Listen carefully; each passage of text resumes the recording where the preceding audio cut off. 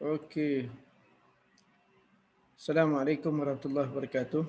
Okey, baik. So dalam video kali ini saya nak share dengan tuan-tuan dan puan-puan macam mana cara untuk kita tukarkan education center. Sebab mungkin di peringkat awal kadang-kadang rakan-rakan yang memperkenalkan kita, dia mungkin tak pasti ataupun tak tahu center mana yang terdekat. Jadi kadang-kadang nak register, just register terus masuk center kan. Jadi kali ni video ni saya nak ajar tuan-tuan sendiri boleh buat center mana terdekat. Sebab center ni sangat penting sebab dia akan menentukan di mana barang-barang kita yang kita beli kurang daripada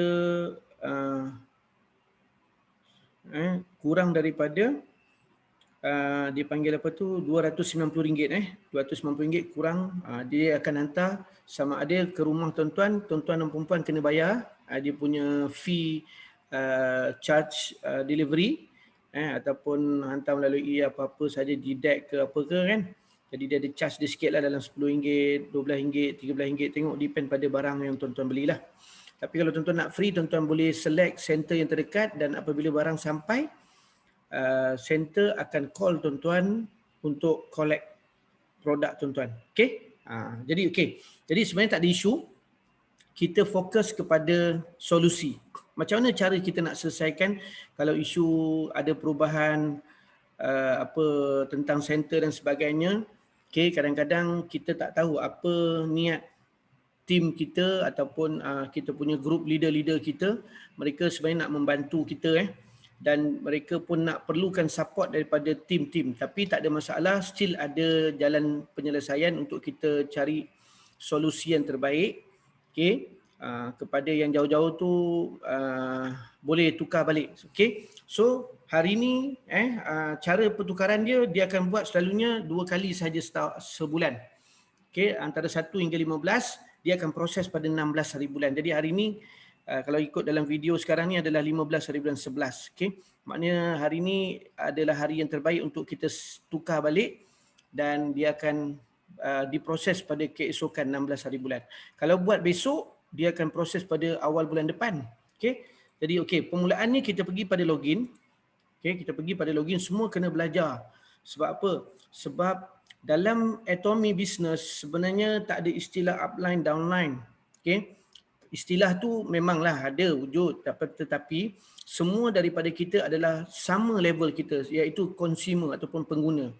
Okey, ada juga upline ni ataupun downline lebih bijak, lebih pantas, lebih cepat daripada upline. Kan? Sebab itu dia tidak ada kata orang atas tu confirm dia leader, tak semestinya.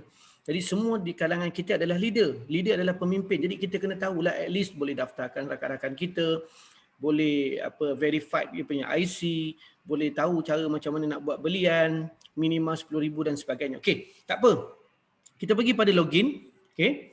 So pergi dekat sini, edit my account. Nampak tak? Apabila kita dah buka login dalam komputer ataupun dekat handphone tuan-tuan, pergi dekat edit my account. Okey, klik dekat edit my account. Nampak tak? Keluarlah account kita kat sini. Siapa yang belum tukar belum tukar bank account, kat sini boleh change kalau tidak dia akan jadi United Overseas Bank lah apalah kan. Kat sini Dan Education Center change kat sini terus. Nampak Bangi Golden Circle ni adalah satu-satunya isi pertama di bawah kumpulan DTA Dr. Tengku Asmadi. Jadi sebenarnya mereka reset untuk kita sama-sama support Bangi Golden Circle Center ini. Tapi walau bagaimanapun masih ada kelonggaran kepada mereka yang jauh, yang beli barang kurang daripada 290, nak mudah dan sebagainya, tak ada isu, boleh terus tukar sebab mereka reset, sebab kita ramai berpuluh ribu tuan-tuan. Jadi kalau nak buka satu-satu, nak setkan payah, jadi kita reset dulu minta company reset, dan tuan-tuan dan puan hari ni boleh set balik kepada yang mana, kalau siapa yang nak biarkan education center, sebab education center dia akan menerima 6%. Maknanya kita seolah-olah kita setiap belian kita 6% disumbangkan kepada Bangi Golden untuk pembangunan kumpulan kita secara keseluruhan. Ini yang kita nak support sebenarnya. Tapi tak ada masalah. Pergi kat change, okey, masukkan tarikh lahir tuan-tuan, dia bermula daripada tahun. Saya punya 1977. Okey, bulan berapa? Bulan 5. Tarikh dia 6 hari bulan. Tengok okey, klik. Klik dekat IC 7705. Okey, tengok confirm.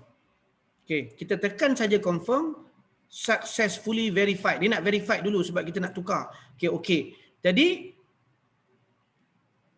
okey. Barulah kita pergi dekat change request ni. Change request, sebab saya baru je request change baru ni, dan sebenarnya automatic juga. Nampak kat atas ni the change must be request from 1 hingga 15 of the month, will be effective on 16 of the month. Maknanya kalau kita buat hari ni 15, besok dah efektif dah. Kalau kita buat 1 hari bulan, itu yang kena tunggu 2 minggu. Kalau kita buat 16 sampai end, dia akan buat 1 hari bulan pada following month. Jadi kalau tuan-tuan dah rasa ni betul, saya ni betul. Tidak, tuan-tuan pilihlah mana-mana yang tuan-tuan rasa tu confirm. Nampak? So tak ada masalah. Okey? Itu saja yang saya nak sampaikan. Mudah-mudahan kita belajar sesuatu walaupun ringkas, tetapi inilah tanda kita support kepada kumpulan kita. InsyaAllah apabila berada nanti center kita akan ada lagi di bawah kumpulan DTA. Saya ingat lebih daripada 20 center akan dibuka dalam masa terdekat, mungkin pada awal tahun depan. InsyaAllah kita support sama-sama.